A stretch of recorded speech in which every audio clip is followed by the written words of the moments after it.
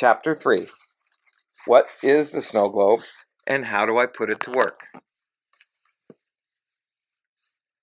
My dad and I were sitting in the living room getting ready to do yet another channeling session where I would go into trance and he would ask questions of Jesus, Abraham, Peter, Michael, and the rest of the quote-unquote crew that would tend to show up when we would call in the beings best suited and the safest way to talk to when asking questions about universal truths and ancient knowledge.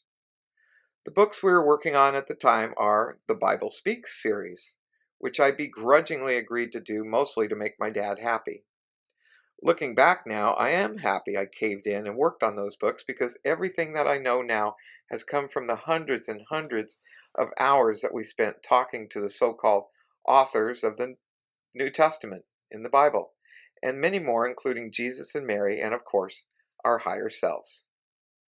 My dad said it My dad said that he had felt like someone was telling him to write a book about the snow globe when he was driving over, and interestingly enough, I had been thinking about making a little manual to teach new students how to use the snow globe to develop their abilities and heal themselves. That was all my dad had to say to get me super excited. The snow globe is the best thing that ever happened to me.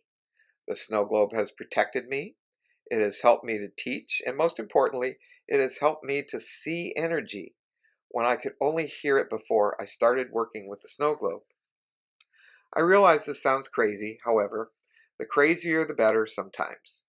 When something defies all logic and the imagination is forced to take over, this is when we can really begin to hear, see, and feel the invisible guidance that each and every human being has on this planet.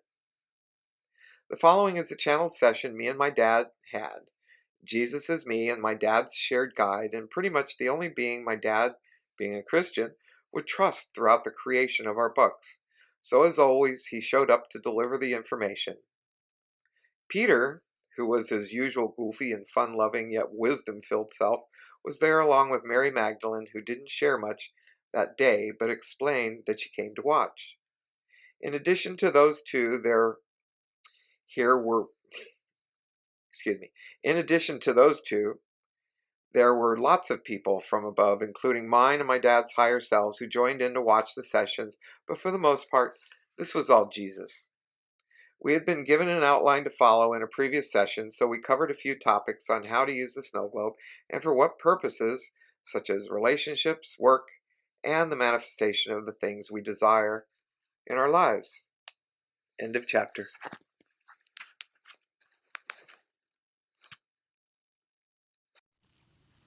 Chapter 4. I am a snow globe.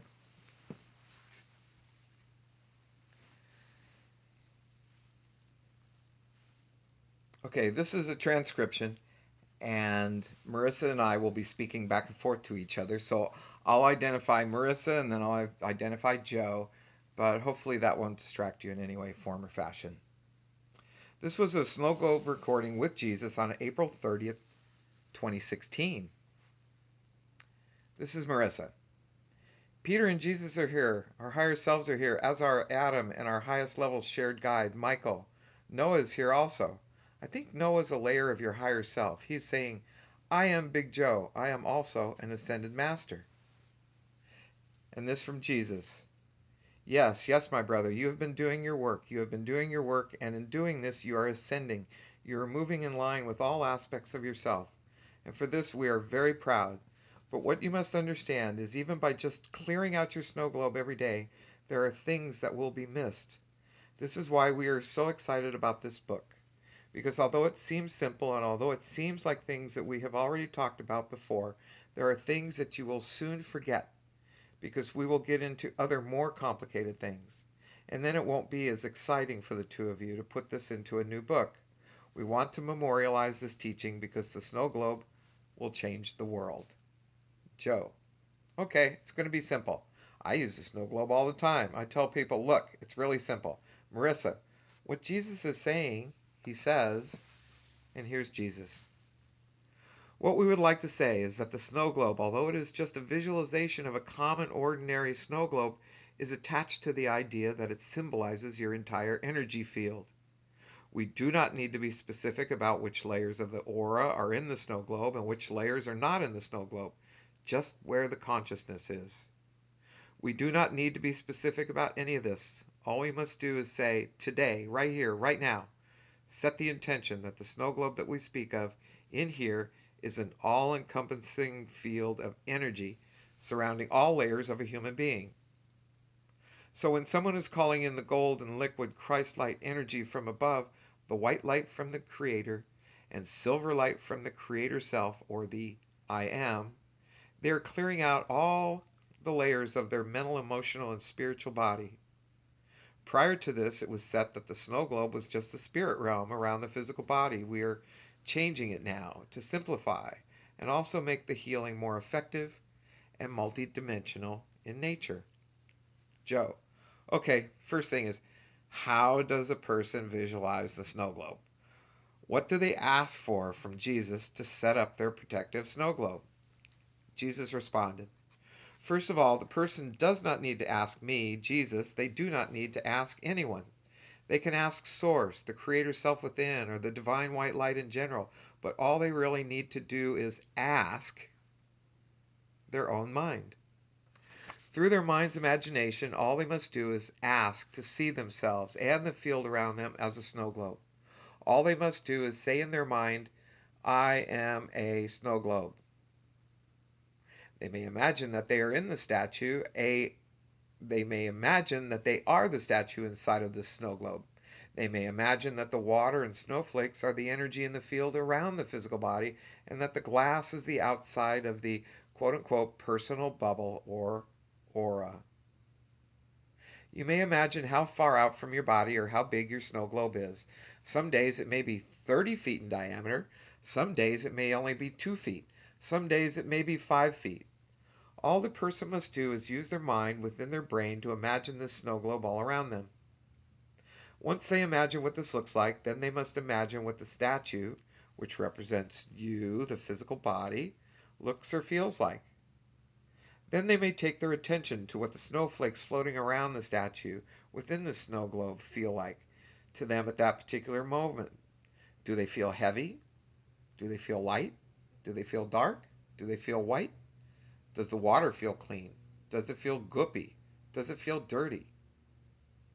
Just by them taking their attention to their mind and imagining this, what they are in fact doing is bringing their consciousness and their awareness into their human mind, into the center of the mind where the pineal gland is, and they're able to see or imagine the snow globe around them. Using this technique will allow them to think that they are imagining this when in fact they are really seeing the energy on their body, the statue, the snowflakes, the energy, in their aura, the snow globe, and the light within them, their spirit, with their third eye. When we tell people to try to look at something with their third eye, they say, I can't do that. I'm not psychic. And what is a third eye anyway? So we would like to stick with imagine this or feel this. But they must also imagine or feel the details. They must imagine what does their statue look or feel like right now? What does the glass look like or feel like right now? Is it dirty? Is it clean? What does it feel like? This is how they begin to imagine it, or in other words, tune into their energy. An alternate way of doing this exercise is to say, I am a snow globe, and imagine that there is a snow globe on a table in front of you. What does the snow globe look like? What color is it? What does the statue look like? What color are the snowflakes? Is the water clean, clear, or dirty? Is it goopy? Just imagine what it looks like, and as the light directly from above comes down and cleans the snow globe, it will be just as effective as if you were imagining yourself in it. However, as you get more used to doing this, imagining yourself inside will make all of the manifestation exercise and all other techniques we and this channel teach much more accurate, because you'll be able to see up close what is there. It will be just as accurate as if you were imagining you actually were in the snow globe. End of chapter.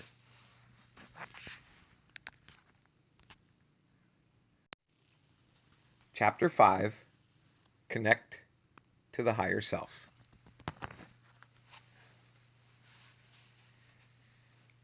Joe.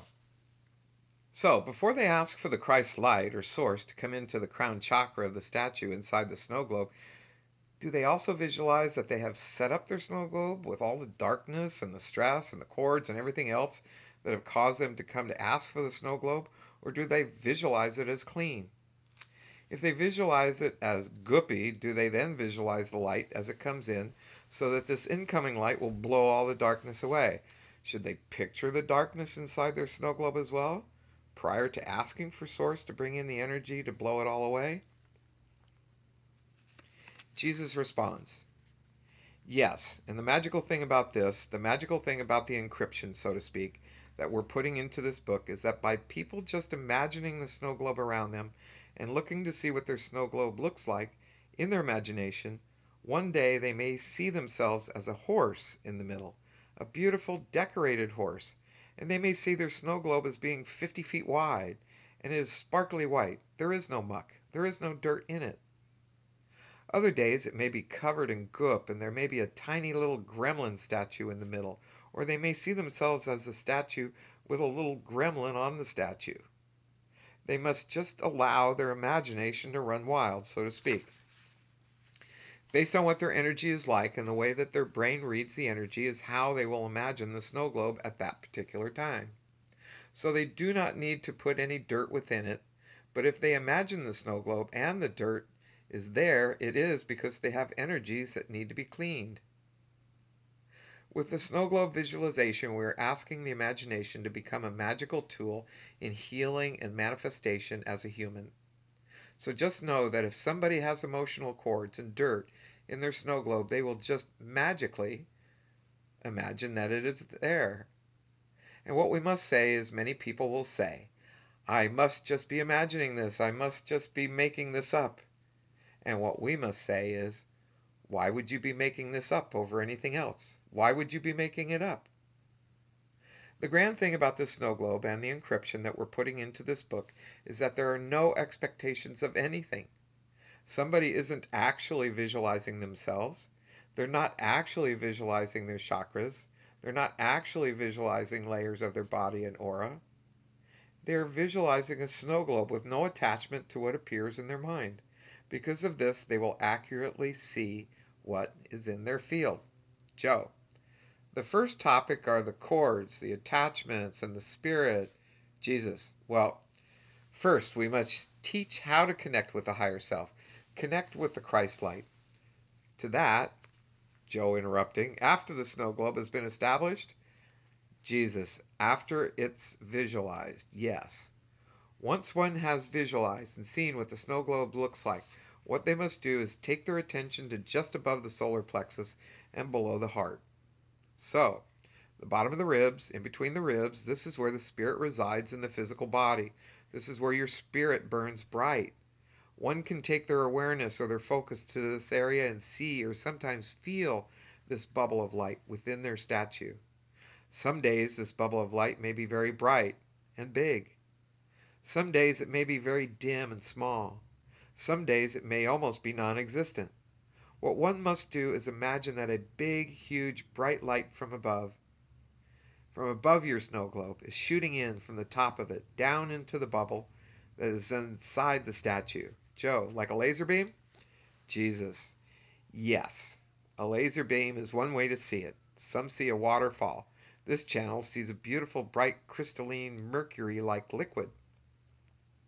What many may see this as is another bright snow globe way up above them, dropping down to about 6 feet above their space. This upper snow globe, representing the statue's higher self, the creator soul, will send energy that could look like a laser beam down into their snow globe, down into the statue, and into the seat of their soul, or in other words, the bubble between their ribs. All they must do is just watch as the white laser beam or light fills up their spirit bubble and begins to grow the bubble out. And as it's growing out, it's pushing out all of the negative energy, all of the negative emotions, all the negative feelings and experiences, all of the negativity that is within that person's snow globe, and releasing it from their space. Sometimes it will take 1 minute. Sometimes it will take somebody 20 minutes. to watch as this laser beam of white energy fills up their bubble and pushes out until the light becomes the same size as their snow globe. Once this is done, then they are done with a basic connecting with their Creator, filling themselves with the light of their Creator, and pushing out the energies that are not for their highest and best good. End of chapter.